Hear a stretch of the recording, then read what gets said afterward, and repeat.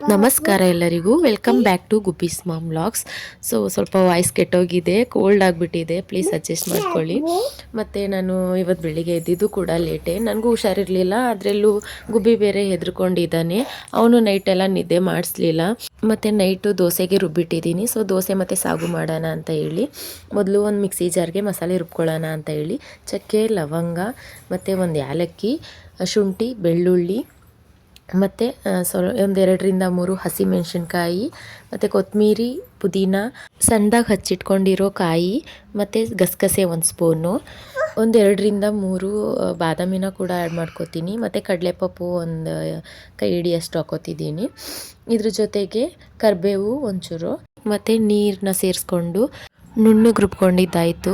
ಮತ್ತು ಒಂದು ಕುಕ್ಕರಲ್ಲಿ ಕುಕ್ಕಿಂಗ್ ಆಯಿಲ್ನ ಹಾಕಿ ಬಿಸಿ ಮಾಡ್ಕೊಳ್ಳಿ.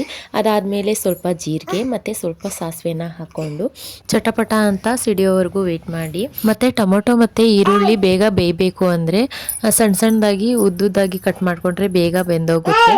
ಮತ್ತು ನಾನು ಈರುಳ್ಳಿ ಮತ್ತು ಟೊಮೊಟೊನ ಇವಾಗ ಹಾಕ್ಕೊಂಡು ಸ್ವಲ್ಪ ಫ್ರೈ ಮಾಡ್ಕೋತೀನಿ ಮೀಡಿಯಮ್ ಫ್ಲೇಮಲ್ಲಿ. ಮತ್ತು ತರಕಾರಿನ ಒಂದಷ್ಟು ಹಚ್ಚಿಟ್ಕೊಂಡಿದ್ದೀನಿ, ನೈಟೇ ಹಚ್ಚಿಟ್ಕೊಬಿಡ್ತೀನಿ ನಾನು, ಯಾಕಂದರೆ ಬೆಳಿಗ್ಗೆ ಅಷ್ಟು ಬೇಗ ಆಗಲ್ಲ ಅಂತ ಹೇಳಿ ನೈಟೇ ಎಲ್ಲ ರೆಡಿ ಮಾಡ್ಕೊಂಡು ಇಟ್ಕೊಂಡಿರ್ತೀವಿ.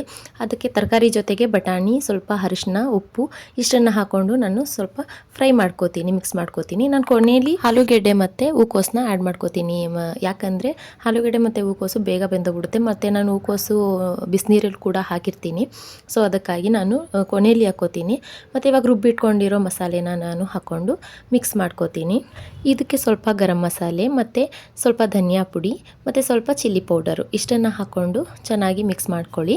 ಮಿಕ್ಸ್ ಮಾಡ್ಕೊಂಡಿದ್ದು ಆದಮೇಲೆ ನಾನು ಹೂಕೋಸನ್ನ ಕ್ಲೀನ್ ಮಾಡಿಕೊಂಡು ಬಿಸಿನೀರಲ್ಲಿ ಒಂದು 10 ನಿಮಿಷ ನಾನು ನೆನೆಯಕ್ಕೆ ಬಿಟ್ಟಿರ್ತೀನಿ, ಯಾಕಂದರೆ ಅದರಲ್ಲಿ ಹುಳಗಳಿದ್ರೆ ಬಂದ್ಬಿಡುತ್ತೆ ಬಿಸಿನೀರಿಗೆ ಹಾಕಿದ್ರೆ. ಇವಾಗ ನಿಮ್ಗೆ ಎಷ್ಟು ಬೇಕು, ಗ್ರೇವಿ ಹೇಗಿರಬೇಕು, ತೆಳ್ಳಗಿದ್ರೆ ಸ್ವಲ್ಪ ನೀರು ಜಾಸ್ತಿ ಹಾಕ್ಕೊಳ್ಳಿ, ಸ್ವಲ್ಪ ಗ್ರೇವಿ ಗಟ್ಟಿಯಾಗಿರಬೇಕು ಅಂದರೆ ನೀರು ಕಡಿಮೆನ ಹಾಕ್ಕೊಳ್ಳಿ. ನಾನಿವಾಗ ಹೂಕೋಸನ್ನ ಆ್ಯಡ್ ಮಾಡಿಕೊಂಡು ನಮ್ಗೆ ಎಷ್ಟು ಬೇಕು ಅಷ್ಟು ನೀರನ್ನ ಹಾಕ್ಕೊಂಡು ಮಿಕ್ಸ್ ಮಾಡಿ ಒಂದು 2 ವಿಸಿಲ್ ಹೊಡ್ಸಿದ್ರು ಸಾಕು. ನೋಡಿ, ವೆಜಿಟೇಬಲ್ಸ್ ಗ್ರೇವಿ ಈ ಥರ ಬಂದಿರುತ್ತೆ, ತುಂಬ ಚೆನ್ನಾಗಿ ಬಂದಿದೆ. ಮತ್ತು ದೋಸೆ ಮೇಲೆ, ಚಪಾತಿ ಮೇಲೆ ತುಂಬ ಟೇಸ್ಟಿಯಾಗಿರುತ್ತೆ. ನಿಮ್ಮ ಮನೆಯಲ್ಲೂ ಮಾಡಿ ಟ್ರೈ ಮಾಡಿ, ಚೆನ್ನಾಗಿರುತ್ತೆ. ಆ್ಯಂಡ್ ನಾನು ಹಾಗೆಯೇ ಮೀಶೋಯಿಂದ 2 ಕೊರಿಯರ್ ಬಂದಿತ್ತು. ಮತ್ತು ನಾವು ಒಂದಷ್ಟು ಶಾಪಿಂಗ್ ಕೂಡ ಮಾಡಿದ್ವಲ್ಲ ಚಿಕ್ಕಪೇಟೆಗೆಲ್ಲ ಹೋಗಿದ್ದಾಗ, ಅದನ್ನು ಕೂಡ ನಾನು ನಿಮ್ಮ ಮುಂದೆ ರಿವೀಲ್ ಮಾಡ್ತಿದ್ದೀನಿ, ಏನೇನು ತಗೊಂಡೆ ಏನು ಅಂತ ಹೇಳಿ.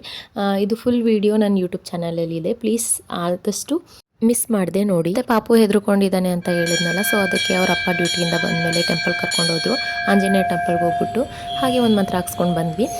ಮತ್ತು ಮಿನಿ ವ್ಲಾಗ್ ನಿಮ್ಗೆ ಇಷ್ಟ ಆಗಿದೆ ಅಂತ ಅಂದ್ಕೊಂಡಿದ್ದೀನಿ. Thank you.